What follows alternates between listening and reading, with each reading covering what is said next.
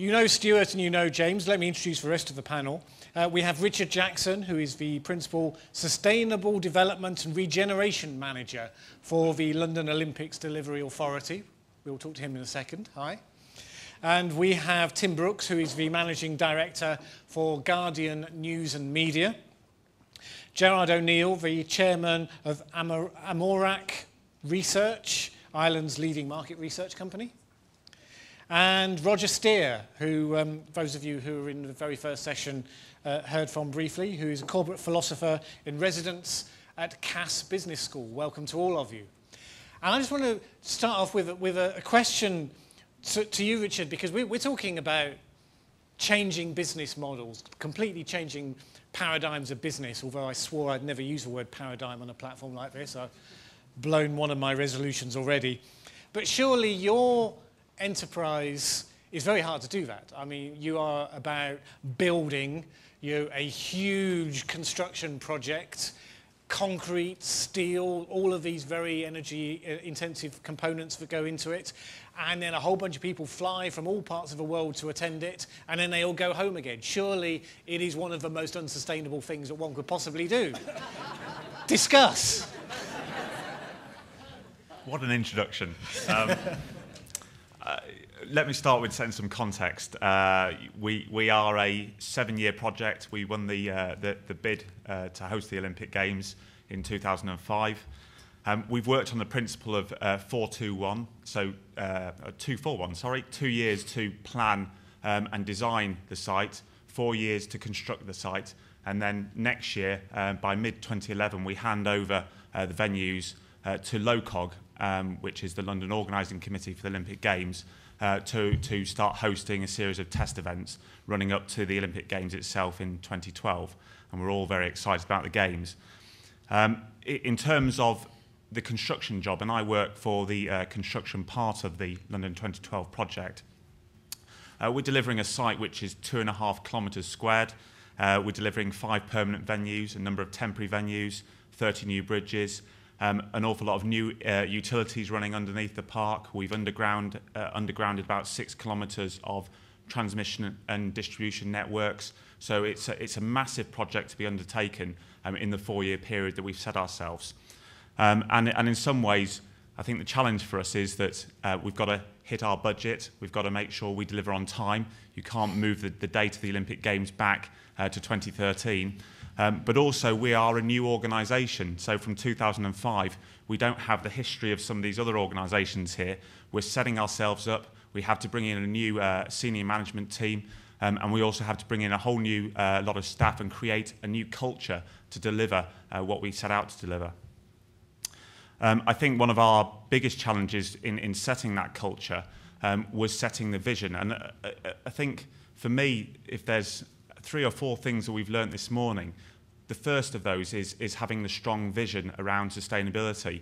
And so when we won the bid, we said we're going to deliver the greenest and most sustainable games ever, which is quite daunting, although when you look back at Athens and Beijing, we've probably not got too much competition from those 2 countries. So part of that was a strong vision. And then within the Olympic Delivery Authority, we set ourselves a sustainable development strategy, which we published in 2007, which set a number of goals and targets. And the targets are very important for us because it sets a clear direction to the people who are going to work with us, our collaborators. And those are the organisations, the other contractors, and also our supply chain. And we've done an awful lot of work to engage with that supply chain and those contractors to address those targets. And so a lot of it has been about support and engagement and working with these parties. And I think that's the second most important thing that we've learned in this project. The third thing, I think, for us as an organisation is been about, in the short space of time that we've got to deliver this, we've got to have in place good management, good tools in order to deliver this. We've got to be able to follow the performance of our contractors and be able to address performance where we're failing. And as a result of that, we've put in place a unique environment and sustainability management system. We've got a whole range of tools and systems that allow us to deliver against the targets we've set.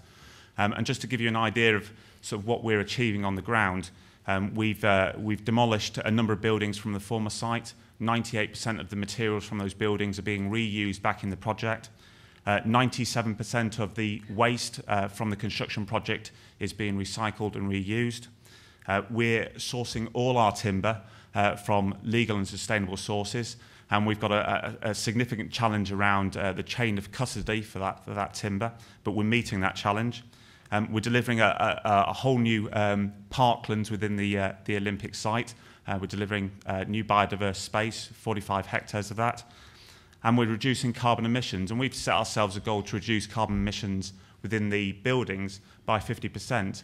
And interestingly, the designers and the engineers who are working with us are meeting that challenge and going beyond it. They're saying, well, we can achieve a 15% improvement on energy performance within these buildings, but actually we can achieve more just by the design of the buildings. And let me leave you with sort of one final thing that we're doing. On the velo track, which we should complete in the next month, the building is being designed with a Pringle crisp-like roof. It's a very interesting design because actually what we're trying to do is optimize space within the building. By minimising the amount of space that you need to heat, you actually improve the energy performance of the building. And they're going about 30% beyond current regulations. And as a result of that, as a result of the work we're doing with designers, with engineers, we're now getting the likes of Marks and Spencers and other companies interested in coming to talk to us to see how we can work with them. Excellent, thank you very much. A Pringle-style roof, of course, is an architect's technical term. But Tim, from Guardian News and Media, I mean, Tim and I were geeking out last night, by the way, about how fab the Guardian iPhone app is. So if you are a slave to that device, as I am, then you might want to check this out. But I remember a conversation with media companies, wasn't that long ago, 5, 6 years ago, and it wasn't the Guardian, I hasten to add, where they were saying, oh, no, we don't have climate change impacts, we're just media companies. Presumably things have moved on since then. How big a change to your business model do you think the sustainability agenda is going to drive? I mean, I think it's been an issue for us editorially for many, many years. In fact, we proudly claim that the term global warming first appeared in the English language in the pages of The Guardian. It was actually in an article which rubbished it as a completely nonsense concept. We all make mistakes from time to time. Very good. But I think that the media industry generally has woken up to this, as has every industry, and I'm sure that what we heard from Sir Stuart and from James earlier on today would have struck a chord with people from all kinds of industries. And I guess if you want an example of that, I mean, you can't really get two more diametrically opposed companies in many respects than News International, Rupert Murdoch's business, and The Guardian, and yet News International itself has adopted a very, very militant and progressive attitude to sustainability in its business, and good for them for doing that. And I think that I was listening earlier to Coca-Cola and M&S talk about their customers, and one of the things I was reflecting is that those people are also our employees. There is no difference between those two groups of people. One of the things that we've learned is that by adopting good practice internally, we reinforce the feelings that our own staff already have about how they wish to live their lives.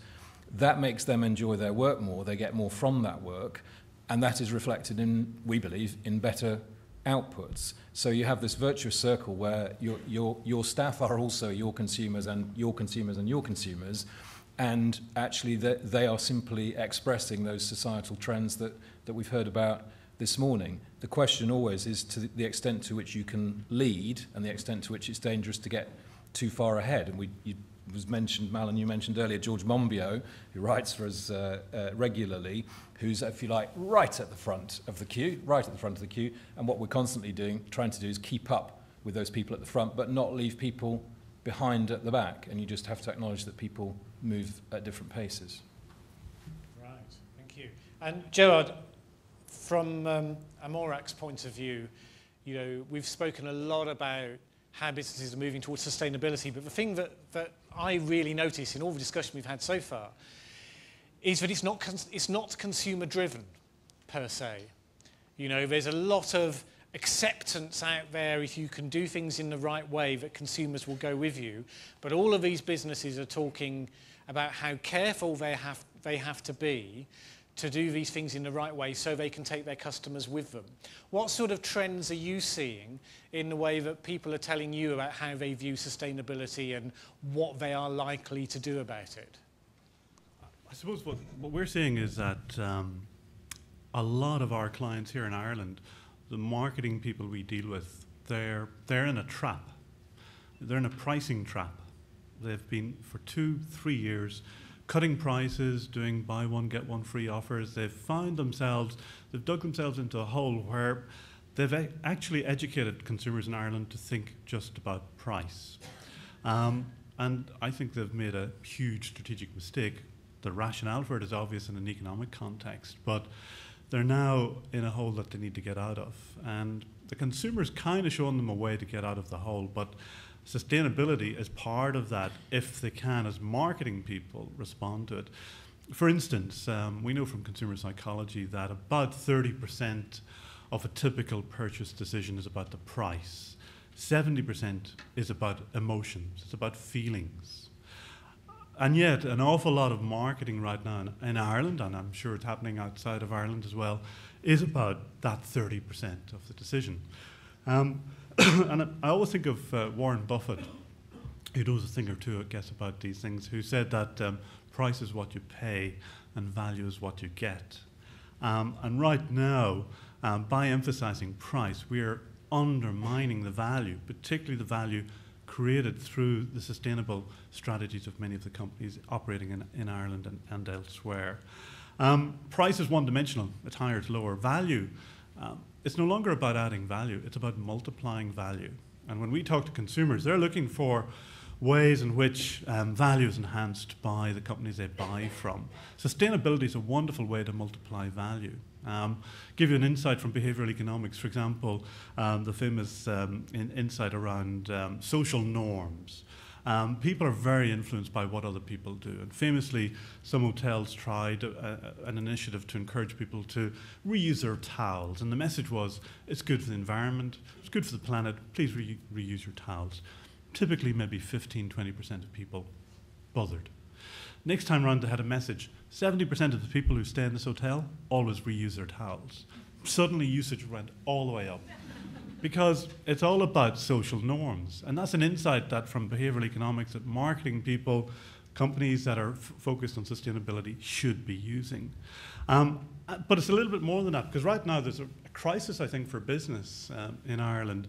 When you talk to consumers, we talk to thousands every month in focus groups and surveys, they don't trust business anymore. They don't trust politicians, they don't trust clergy, they don't trust the media, but they certainly don't trust business. As Robert De Niro would say, the circle of trust has gotten very small, and unfortunately, business is outside the circle. So how do you get back in the circle? Well, actually, again, we know from talking to marketers and talking to psychologists that consumers, actually, they're in a very different place to maybe what we used to think about. There's the old Maslow hierarchy, the hierarchy of needs, and it was all about getting to the top and self-actualization. That actually isn't relevant anymore. The real insights from evolutionary psychology, and we see it talking to our consumers in Ireland, it's about flourishing families. Actually, if you look at where people are at, it's about that social environment in which they live, their families, their neighbours, their communities, at work, and of course where they shop. And the companies that align sustainability around those basic needs that people have about multiplying value in their lives, they're the ones that actually are going to succeed. They're the ones that are going to get out of the pricing trap, for example. And in doing so, they will be very much in a situation, in the context, the classical psychological context of resilience. And I think sustainability is about helping people be resilient in the current climate. People will move from bouncing back to bouncing forward, to something that is hopeful and purposeful. And that's what consumers want from companies right now. Help them bounce forward to a better future. Right, okay, thank you.